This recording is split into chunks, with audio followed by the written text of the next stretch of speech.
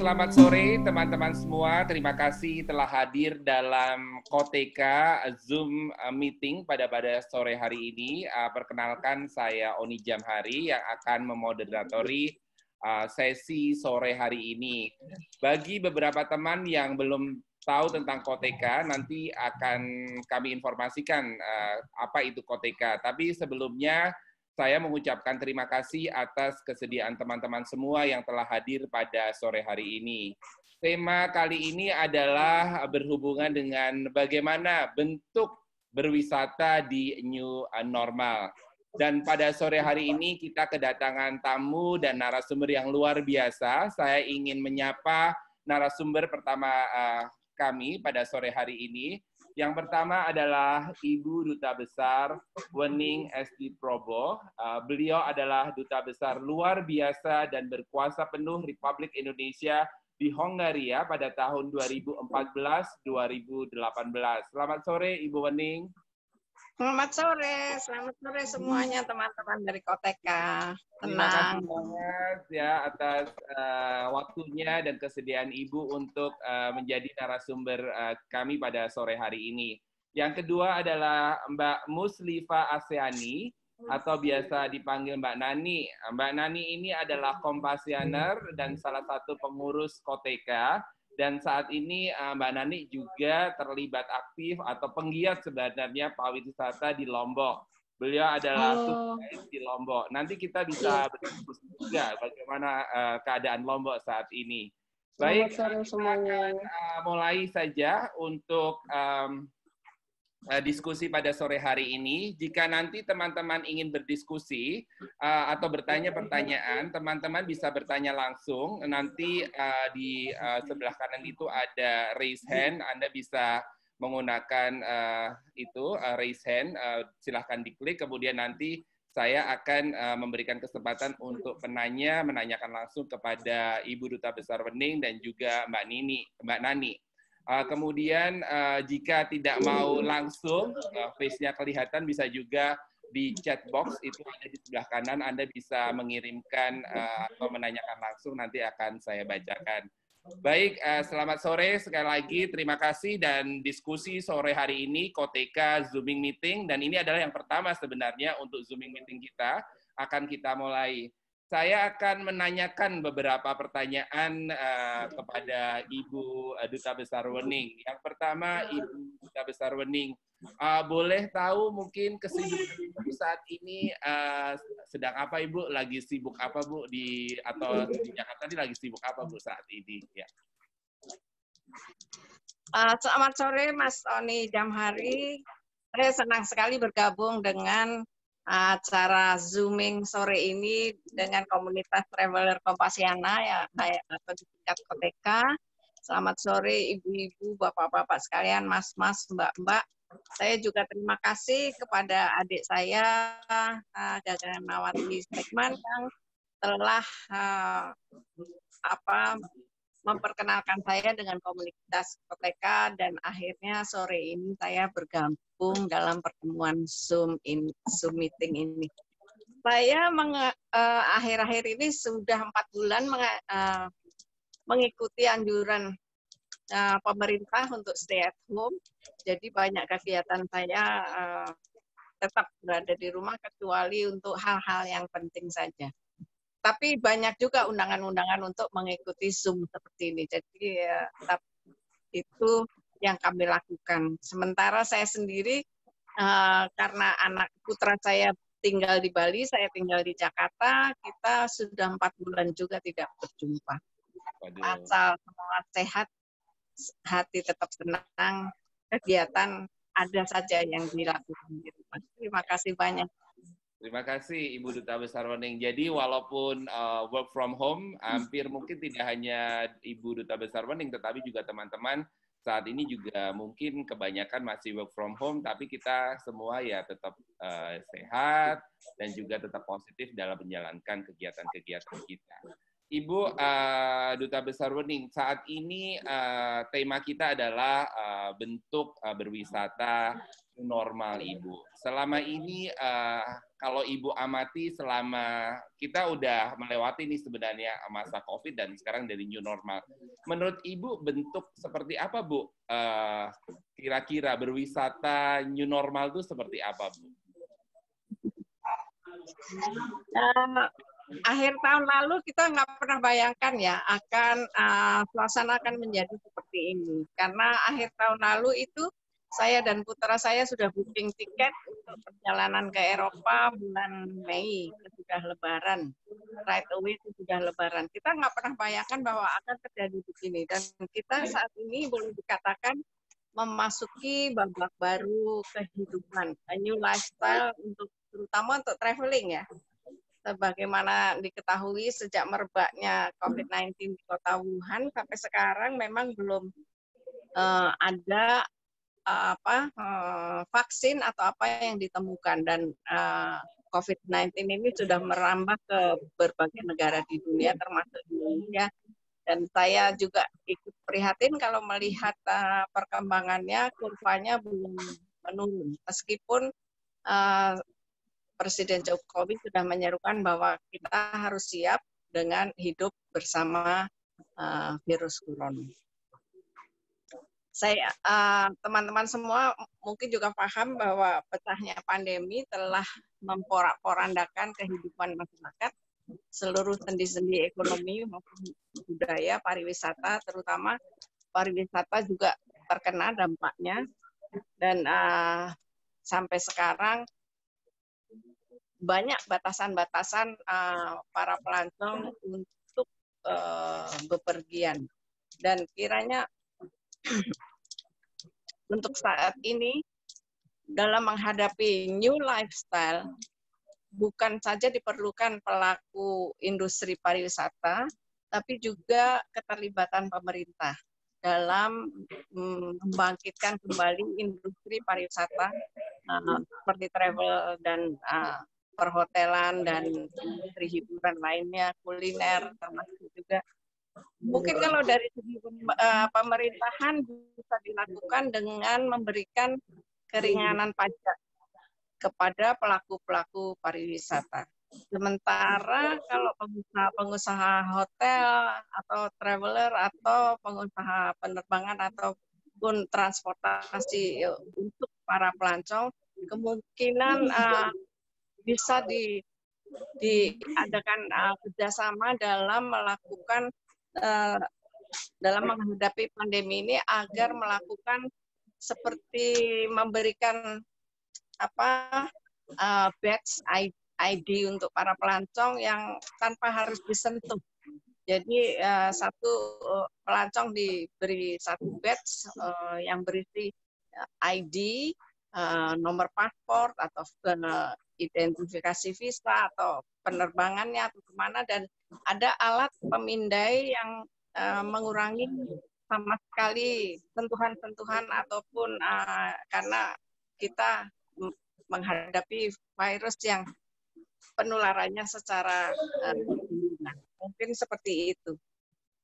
Baik. Kira-kira begitu, Mas. Baik, jadi menurut Ibu ini perlu keterlibatan semua stakeholder, baik itu pemerintah, pelaku wisata, dan semuanya, dan harus disiplin ya untuk menjalankan ini semua. Tadi Ibu juga menyebutkan bahwa salah satu mungkin yang bisa dilakukan adalah memberikan tag ID atau ID untuk para traveler. Kalau selama ini yang Ibu amati, kebetulan Ibu lama di negara-negara di Eropa. Nah, itu bagaimana Pak Ibu bentuk wisatanya Bu saat ini? Saya yakin teman-teman ini sekarang juga udah mulai, waduh aku pengen keluar negeri nih, tapi nggak bisa-bisa nih dan sebagainya. Apakah Ibu pariwisata lokal ini bentuknya jadi seperti apa Ibu? Kalau kita mau traveling nih, jadi seperti apa Bu yang Ibu amati? Atau bahkan ke luar negeri kita harus seperti apa Bu untuk melakukan itu? Saya jawab satu dulu untuk ke luar negeri ya. Ya, baik. Perlu dicek lagi lebih lanjut, tapi nampaknya dari sumber yang saya pelajari ada 68 negara yang tidak mengizinkan pelancong datang dari wilayah Indonesia. Jadi bukan hanya pemegang paspor WNI, tapi pendatang yang berasal dari daerah Indonesia. Dan itu mereka melihat karena daerah kita, Indonesia, wilayah kita masih wilayah merah. Jadi mungkin ada juga pengecualiannya seperti alasan-alasan kalau family reunion atau akan menikah atau ada keluarga yang sakit, begitu tentu ada pengecualian. Saya kebetulan tinggal di Hungari dan Hungari sendiri sampai sekarang masih menutup bordernya dengan tetangga-tetangga wilayahnya. Saya tahu karena Hungari itu penduduknya hanya 10 juta dan fasilitas rumah sakit dan perawatnya itu sangat terbatas. Saya kira mereka juga mempunyai kemampuan yang tidak sekuat kita ya. Kita rumah sakit banyak, perawat juga cukup banyak. Dibanding kalau saya lihat rumah sakit yang berada di Hungari. Kemudian kalau mungkin untuk teman-teman KTK yang ingin bepergian ke luar negeri perlu dicek lagi apakah dari Indonesia itu ada penerbangan atau apakah visa dapat diberikan kepada orang Indonesia, mengingat mereka melihat Indonesia masih merah meskipun di peringkat negara yang terkena COVID kita di peringkat 26, tapi kita termasuk daerah yang dianggap merah. Jadi ada baiknya teman-teman yang suka melancong ke luar negeri ini melanconglah di dalam negeri dulu dengan syarat-syarat tertentu. Tentu saja saya dengar sekarang sudah lebih tidak seketat kemana minggu-minggu lalu ya, karena teman saya juga sudah pergi ke Medan, sudah pergi ke Makassar. Jadi sesuai dengan protokol yang dianjurkan pemerintah kita bisa bepergian. Dan Indonesia itu luas sekali, Indonesia besar sekali, banyak sekali yang tujuan wisata yang kita bisa tuju. Jadi jangan kecil hati, tetap bisa traveling dengan menerapkan protokol-protokol aturan seperti memakai masker, social distancing maupun cuci tangan dan syarat-syarat penerbangan lainnya. Terima kasih Ibu. Jadi kesempatan untuk travel ke dalam negeri tentunya itu sangat memungkinkan saat ini.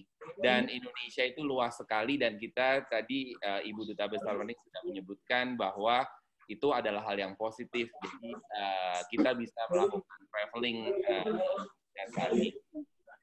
Baik, kita akan melanjutkan pertanyaan. Setelah ini Ibu, saya akan beralih ke narasumber kita yang kedua, Mbak Nani ya. Mbak Nani adalah kompasianer, traveler, blogger, penulis buku, dan Mbak Nani juga sangat aktif di kegiatan pariwisata di Lombok. Mbak Nani bisa diceritakan Mbak kondisi pariwisata di Lombok saat ini seperti apa Mbak? Baik, terima kasih atas kesempatannya. Assalamualaikum warahmatullahi wabarakatuh. Salam hangat dari Lombok untuk semua. Di Lombok sendiri saat ini beberapa kota besar, terutama ibu kota kabupaten, itu terhitung masih zona merah ya untuk COVID-nya itu sendiri. Tapi segera setelah pemerintah juga menyarankan untuk kembali beraktivitas, tapi dengan standar new normal, kemudian penerapan standar kesehatan yang ketat, so far sih semacam udah balik ke normal ya, dalam artian mal-mal itu sudah buka, kemudian pusat pertokoan, mungkin Mbak Edrida yang udah pernah ke Lombok, udah join sama kita belum ya? Kayaknya belum. Atau Om Dias kayaknya juga pernah ya, walaupun cuma sebentar. Itu ada beberapa pusat kota di Lombok yang sudah terkesan agak normal gitu. Tapi kalau saya pribadi sih mirip seperti Ibu Dubes ya tadi, termasuk yang memutuskan untuk sangat jarang sekali keluar gitu kalau tidak terpepet. Kecuali semalam saya kebetulan juga di Generasi Pesona Indonesia Lombok Sumbawa itu ada undangan dari Aruna Resort di Senggigi. Nah, Senggigi itu kan salah satu destinasi favorit di Lombok, dalam artian di pantai Senggigi inilah akomodasi bintang 5 hotel-hotel atau resort terbaik di Lombok itu berada. Tapi jujur saja memang masih relatif sepi dibandingkan misalnya sebelum Maret, karena di awal Februari itu saya masih sempat ngawal tamu, dan itu kita masih aktivitas pariwisatanya itu ya padat, ramai. Jadi intinya karena Lombok destinasi wisata yang memang sudah cukup mendunia juga, jadi di Februari terakhir itu sekitar pekan ketiga Februari, itu hampir semua destinasi wisata Lombok itu masih ramai. Tapi kemudian setelah new normal kemarin, yang cukup ramai itu memang spot-spot yang wisata publik ya, maksudnya yang pengunjungnya itu masyarakat lokal. Cuman yang saya perhatikan di sini kayak semalam itu di Aruna Resort, standar kesehatan mereka itu sudah sangat ketat, termasuk di depan lobi persis itu menyediakan bilik disinfektan, kemudian juga pengontrol suhu, hand sanitizer itu sudah wajib diberlakukan setiap mau masuk ke ruangan tertentu di area hotel. Kemudian bahkan karena semalam itu ada relaunching resto sea view mereka, itu even ketika di meja-meja makanan itu disediakan sarung tangan plastik. Jadi kalau pengunjung itu ingin mengambil sendiri makanan atau apapun itu, mereka diwajibkan harus menggunakan sarung tangan plastik. Jadi menurut saya memang sepakat seperti tadi arahan Ibu Dubes bahwa kita memang harus kembali berusaha untuk normal berdampingan dengan COVID, tapi kemudian juga menerapkan dengan sangat ketat gitu standar kesehatan agar sebisa mungkin juga proses tertularnya si COVID ini jangan sampai bertambah banyak gitu. Syukur-syukur sebenarnya kalau bisa berkurang.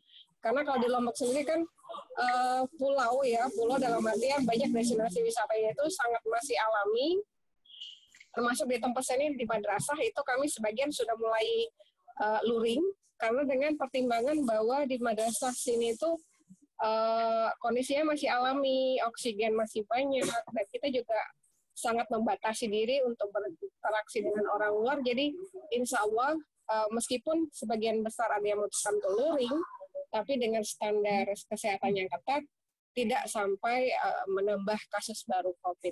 Begitu mungkin Mas Oni dari kami di Lombok. Dan mungkin nanti saya minta waktu sedikit, kebetulan ini ada bersama kita Mbak Yogi. Mbak Yogi ini pelaku langsung, beliau pemilik salah satu akomodasi di Gili Trawangan. Nanti mungkin bisa sharing sebentar kondisi terkini Gili Trawangan seperti apa. Karena Gili Trawangan kalau tidak salah itu sebenarnya sudah membuka diri ya. Jadi sudah bisa dikunjungi, tapi memang kalau misalnya harus melalui pesawat, itu harus ada standar-standar kesehatan yang harus dilakukan oleh wisatawan. Tapi kalau jalur darat, setahu saya itu masih lumayan cukup dengan hanya surat rapid test. Rapid test, kemudian surat keterangan bahwa rapid testnya hasilnya seperti ini, seperti itu. Baik. Itu Mas Oni. Terima kasih Mbak Nani. Jadi menurut Ibu Duta Besar Wening dan juga Mbak Nani bahwa ya kita mau tidak mau memang harus bersahabat dengan COVID ini, dan untuk para pelaku wisata pun mereka juga sudah mulai siap. Ternyata di Lombok mereka udah siap dengan protokol kesehatan yang sudah ditetapkan. Nah, sesudah ini kita akan buka sesi tanya jawab. Silahkan bagi teman-teman Koteka, Anda bisa raise hand, tunjuk tangan. Kemudian, Mbak Tamita belum bisa ya. Tapi ini pertama akan saya buka sesi pertanyaannya untuk Pak Johannes Krisnomo. Baik, Pak Johannes sepertinya belum siap. Kita langsung ke Mbak Tamita. Mbak Tamita, silakan Mbak Tamita, silakan di-unmute dan silakan bertanya langsung ya kepada Ibu Duta Besar Wening atau Mbak Nani, silakan. Iya, selamat sore Ibu Wening, sehat selalu ya. Selamat sore. Iya. Ibu, cara masalah wisata kan mungkin kita nggak hanya visiting aja ya. Kadang industri kreatif, ada juga kuliner, ada juga mungkin handicraft. Nah, bagaimana kondisi di Belanda ya Bu atau di Hongaria sendiri? Apakah dengan pandemi ini masyarakat terpikir juga untuk kreatif dalam artian di bidang wisata kuliner atau mungkin handicraft lain? Karena kalau di Indonesia sekarang ini justru pelaku usaha kuliner ini terpacu dengan go online. Mungkin seperti itu, Bu. Kemudian Mbak Asian ya, Mbak Ani. Kalau di Lombok udah musim virtual ini nggak sih, kayak di Jakarta tuh ada kita virtual traveling gitu, sudah ada yang memulai belum? Karena kelihatannya ini akan menarik sekali gitu ya, banyak yang belum bisa ke Lombok dan dengan virtual wisata ini kan kita yang belum ke sana bisa lebih terjangkau mungkin. Terima kasih. Ya, terima kasih Mbak Tamita. Ibu Duta Besar Gading, silakan ditanggapi. Ya, terima kasih Mbak Tamita pertanyaannya. Kalau referensi saya mungkin banyak dari Hungari ya. Kalau Belanda mungkin ada mirip-miripnya, tapi saya lihat mereka juga pengusaha restoran, pengusaha kulinernya sudah siap. Mereka membuat apa ya, kita bilang gubuk, tapi sebenarnya bukan gubuk, tapi kayak tenda-tenda plastik. Jadi untuk membatasi customer yang datang ke restoran menikmati makanan agar tidak bercampur dengan customer lain. Sementara kalau di Hungari sendiri saya lihat itu lebih merdeka untuk domestik ya, untuk untuk orang-orang Hungari sendiri yang tinggal di sana. Mereka saya lihat makan di restoran, makan minum kopi, itu nggak jaga jarak, nggak apa. Jadi mereka mungkin percaya bahwa yang ada di Hungari itu bisa mereka contain, bisa mereka tahan. Jadi mereka malah kalau melihat kita dengan hati-hati pakai masker. Jadi wajahnya Asia masuk ke mall pakai masker, mereka malah liatin ya orang berpenyakit ya, gitu. Sepertinya malah heran gitu. Jadi kalau kehidupan sekarang udah close to normal. Teman-teman masih menggunakan masker kalau di kendaraan umum, kalau di mana, meskipun mereka juga melihat, aduh wajahnya Asia pakai masker ini jangan-jangan bawa virus gitu. Itu karena mereka mungkin merasa bisa menahan laju, kurvanya nggak naik seperti kita. Kita itu beberapa hari yang lalu tambahnya 2.600 something yang deg-degan ya, terutama buat kami yang udah senior, yang dianjurkan senior itu imunitasnya beda dengan yang seusia Mas Oni gitu ya. Jadi di sana sepertinya sudah almost back to normal kehidupan untuk ke mall, makan di restoran maupun ngopi dan sebagainya. Hanya mungkin dari luar negeri untuk masuk ke perbatasan masih sangat terbatas. Sangat terbatas karena Hungari menutup perbatasannya dengan Serbia, dengan Bosnia, dengan Kroasia. Mereka menutup sama sekali bordernya dari orang-orang asing itu. Demikian Mbak Tamita. Terima kasih Bu. Mbak Nani, gimana dengan Lombok? Ada virtual wisata?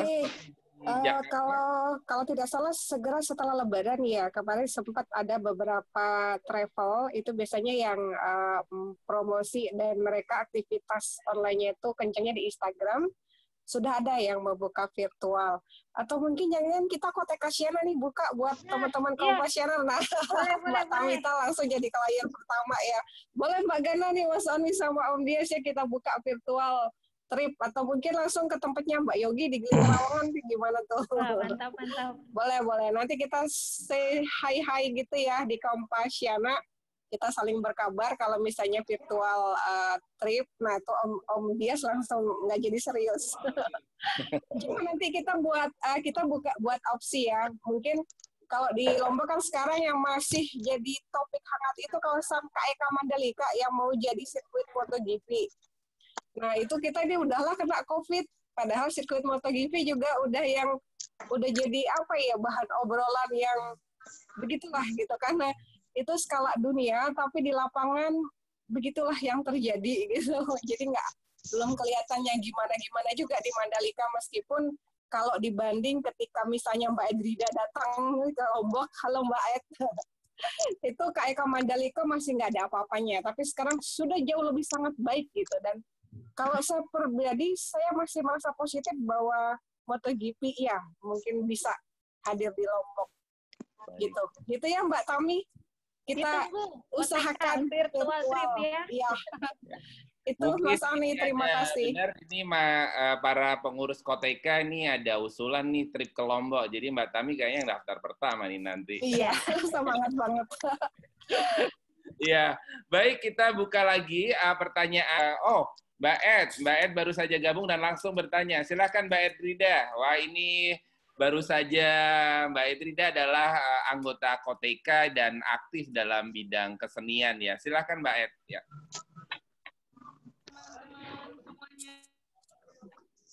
Suaranya Mbak Ed, ya. Oke, kedengeran ntar ya, sebentar. Ya. Perasaan tadi suaranya masih udah ini deh. Ya.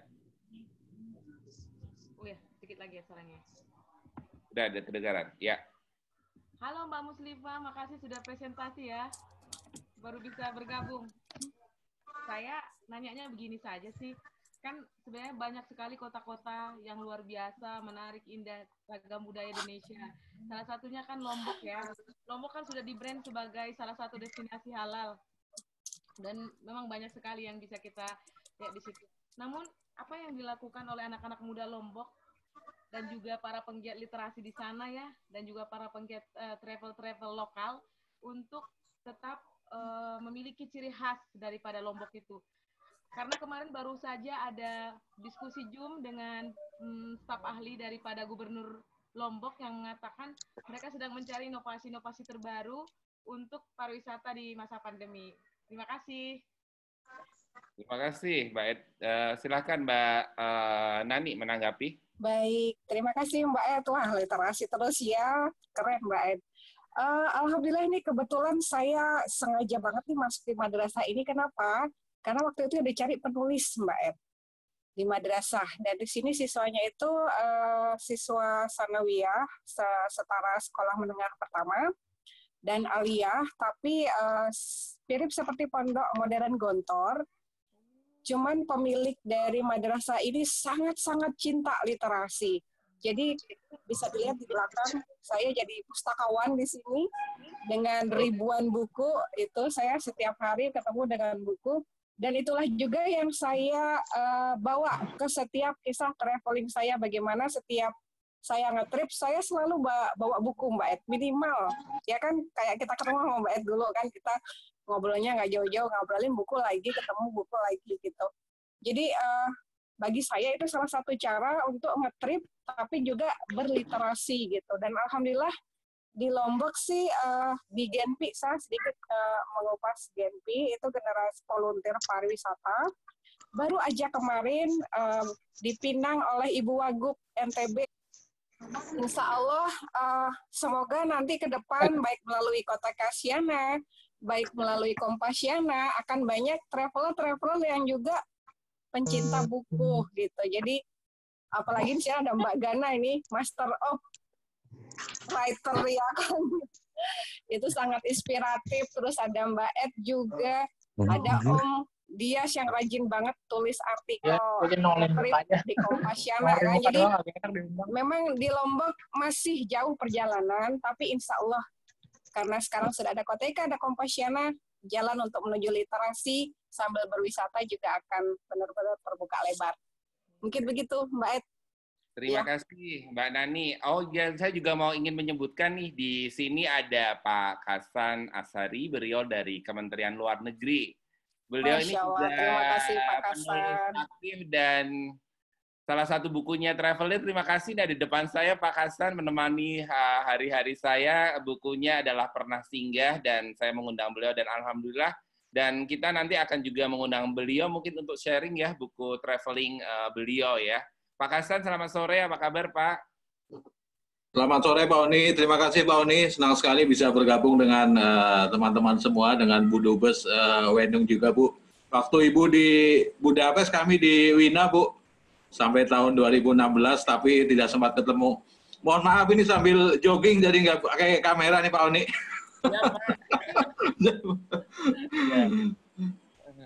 Ya, baik, terima kasih Pak Hasan. Baik, sekarang saya akan melanjutkan lagi diskusi. Ini ada pertanyaan, Mbak Gana mau nanya langsung atau silakan Mbak Gana? Ya. Selamat sore semuanya waktu Indonesia, selamat pagi waktu Jerman. Karena sekarang ini di Jerman ada saya sama Mas Rainer ini, Bu Bening. Halo Mas Rainer. Manggilnya Mas toh Mbak? Iya. Makanya Mas Rainer. Halo. Bisa pegang gamelan. Dia ini niaga yang niogo, jadi yang gamel gitu. Brida Budaya di Stuttgart. Jadi kita ini malah kalah sama Mas Rainer ini. Dia bisa bahasa Indonesia, dia bisa gamel, kita sendiri mungkin belum pernah belajar. Ya. Oke, pertanyaan pertama untuk Ibu Dubes.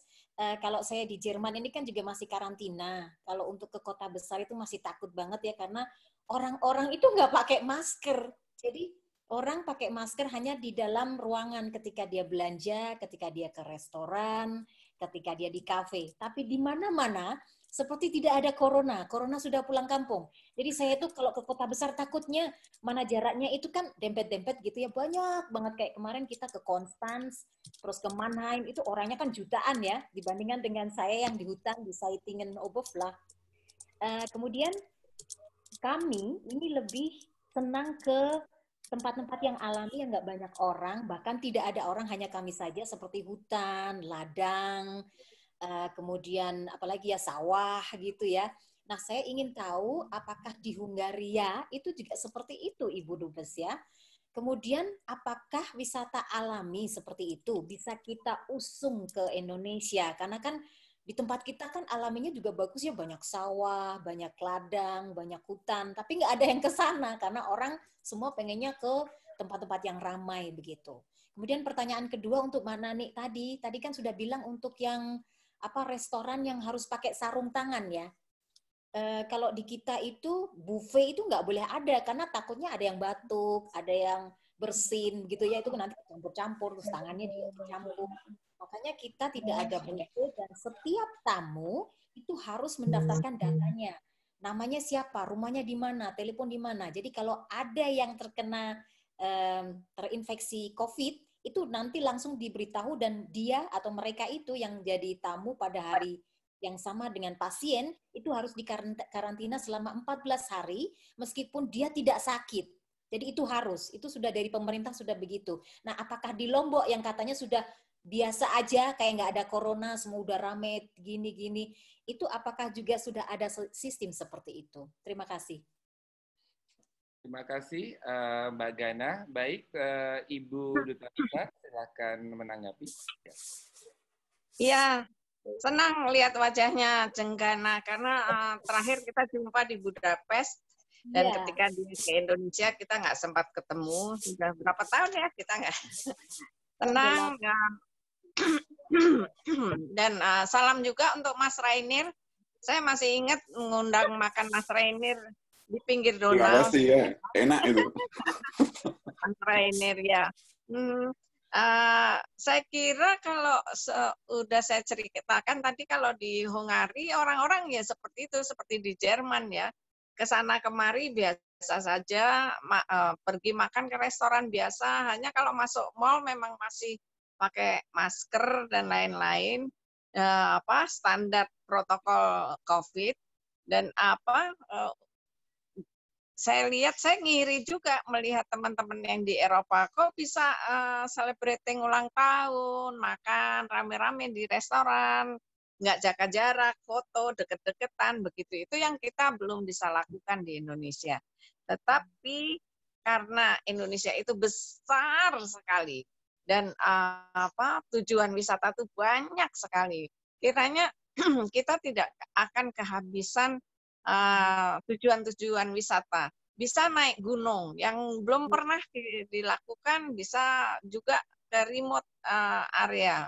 Pantai kita begitu panjang, begitu kalau diukur nggak akan kehabisan. Jadi dengan protokol yang sudah dianjurkan oleh pemerintah dan WHO, kiranya para pegiat pariwisata bisa meningkatkan kolaborasinya dengan perusahaan travel bureau, perusahaan pengusaha hotel, dan lain-lain agar pelancong-pelancong ini merasa safe untuk pergi ke tempat-tempat yang memang sudah menjalankan protokol. Saya ingat saya datang dari desa, dari Semarang, yang dimana ketika saya zaman SD dulu cuci tangan ya di sekolah nggak ada. Kalau sekarang di mana-mana, di ujung jalan, di depan kantor, di mana-mana saya lihat sudah ada tempat cuci tangan. Itu artinya memang merubah kegiatan kita sehari-hari. Hanya saya juga mengharapkan agar orang-orang kita yang sepertinya santai begitu, anggap walaupun ada tempat cuci tangan, malas cuci tangan, seperti itu. Jangan sampai begitu. Jadi untuk wisata di dalam negeri nggak akan takut kehabisan destinasi wisatanya. Asal ada kerjasama antara pemerintah dan pengusaha hotelier, pengusaha travel dalam mengadakan kemudahan-kemudahan bagi para pelancong seperti digital ID, seperti face recognition. Jadi melalui face recognition itu bisa ketahuan nama seseorang, nomor penduduknya, alamatnya di mana. Jadi kalau terjadi sesuatu bisa segera dilakukan tindakan dan pencegahan-pencegahan yang tidak diinginkan. Itu kiranya, Jenggana. Terima kasih. Terima kasih. Ibu Duta Besar Wening, saya ingin menambahkan pertanyaan Mbak Gana nih sebelum ke Mbak Nani. Ibu, jadi kalau Ibu lihat sebenarnya COVID ini juga banyak ya dampak positifnya untuk untuk orang itu lebih appreciate tadi nature dan sebagainya. Ini bagus juga, ada positifnya dengan adanya pandemi COVID. Kemudian menyadarkan kita agar lebih hidup lebih bersih dan juga membuat bumi mungkin istirahat sejenak. Ini sudah 6 bulan beristirahat ya.